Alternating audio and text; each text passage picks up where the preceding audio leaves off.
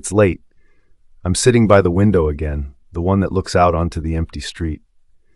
My name is Harold, and I'm 82 years old. I suppose no one will hear this, but I feel like I need to say it anyway. I've spent so many years thinking I understood things, only to realize now that I understood almost nothing at all. I remember being 50, standing in a kitchen that smelled of burnt toast and dish soap, listening to my wife laugh at something small and ordinary. I remember thinking I was too busy for laughter like that. I remember thinking that work mattered more, that ambition mattered more, that the next plan was the only thing keeping life from slipping by. I see now how wrong I was, but I didn't see it then. I think of my father, who died when I was 38. I didn't talk to him enough. I thought I did, but I didn't. I assumed he knew I loved him. I assumed love didn't need words. I was wrong. I remember sitting in his hospital room, holding his hand, feeling the tremble in his fingers. I thought I had more time. There wasn't any. There was the summer of '76. I was 35. My daughter was 6. She wanted me to come watch her ride her bike down the street. I didn't. I had a meeting. I told her I'd be there tomorrow. Tomorrow never mattered as much as I thought it would. I can still see her little feet pedaling down the cracked sidewalk alone. I missed the small, ordinary magic that day, and that memory has stayed with me, sharper than anything else. I married young. I think I thought marriage was about agreements and calendars, not quiet companionship. I used to leave the house for work before the sun was up and return when it was gone. I remember her waiting in the doorway, her eyes soft and patient. I didn't see the gift she was offering, and I don't think I ever fully realized it until she was gone. Sometimes I wake up in the middle of the night and I see her face. I see it clearly, the way she used to tilt her head when she listened, really listened. And I realize how much of life I spent distracted, chasing things I thought mattered, while everything that mattered quietly passed me by. There were friendships too, men and women I thought would always be there, and I assumed they would understand if I drifted. I assumed time was on my side. I was careless, and the years have shown me what that carelessness cost. I am tired now.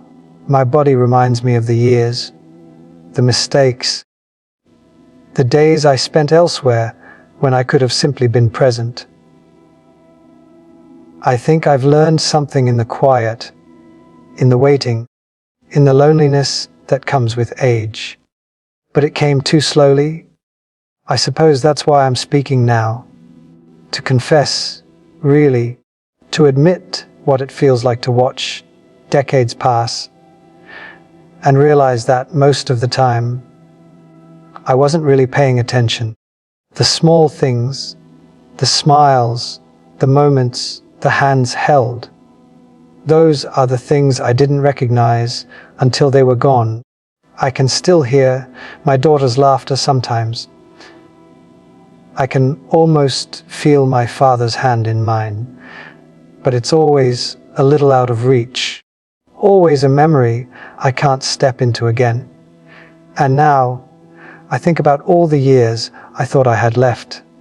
I thought there was always tomorrow. 52 years passed before I understood that the most ordinary moments hold everything we wish for. I remember sitting on the porch one evening when I was 67, watching the sunset spill across the rooftops. My hands were trembling from arthritis, but I didn't notice at first. I was thinking about all the evenings I'd spent staring at paperwork instead of sunsets. I thought I was careful with my time, but I wasn't careful with the quiet, the ordinary. I think about my mother sometimes. She lived alone for years after my father died. I didn't visit enough. I thought she would always be there, just as I thought my father would. I remember walking into her kitchen once, the smell of stew on the stove, and realizing she had aged so much in a single year that I hardly recognized her. I felt the weight of every unspoken word, every visit I didn't make. I used to laugh at myself for being sentimental, but I realize now that it wasn't sentiment, it was memory trying to anchor me to what I had let slip away.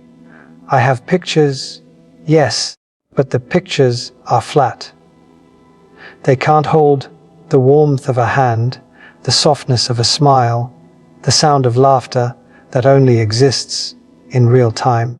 I have the memories, but they come with a sharp ache, a reminder that I didn't recognize them when I could. There was my son's wedding. I remember standing at the back, a glass of wine in hand, smiling and nodding as everyone danced. I remember thinking, in that crowded, happy room, that I had lived enough. And yet, I felt a quiet hollowness, a space where I realized I hadn't truly been present in all the moments leading up to that night. The graduations, the late night talks, the small victories and failures. They had slipped past while I chased work, ambition, pride. I once read somewhere that life teaches you slowly. I didn't understand it then, but I understand it now. The lessons don't hit you all at once.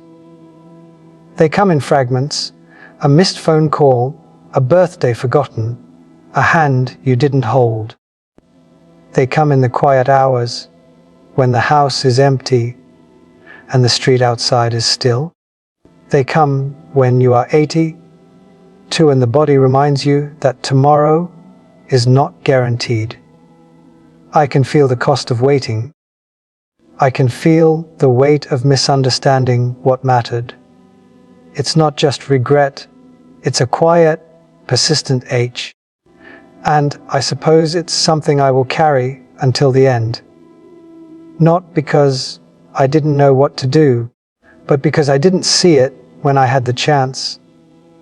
Sometimes I cry quietly because I think of moments I can't reclaim. And sometimes, in the softest part of the evening, I smile because I remember them anyway. I remember the warmth, the faces, the voices. It's a strange thing to hold on to memories that are both a comfort and a sorrow. I've learned that life isn't in the grand gestures. It isn't in the things we chase or the milestones we mark. It's in the quiet, the ordinary, the invisible threads that connect us to the people we love. I see it now. I feel it now. But I also feel the years that have passed without noticing. I don't know if anyone will listen to this. I don't know if anyone needs to. Perhaps it's only for me to say out loud what I've carried silently for decades. Perhaps it's enough to have said it, to have let it out of my chest before the end, and yet I find a strange peace in it, a small, private peace, because finally, after 52 years, I understand a little of what I have lived. And though it has taken so long, I hold the truth in my hands now, even if it comes too late to change the past. I sit here now, the house quiet, the evening settling in like a soft blanket.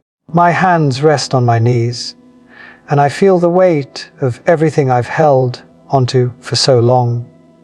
The laughter, the arguments, the mistakes, the silences.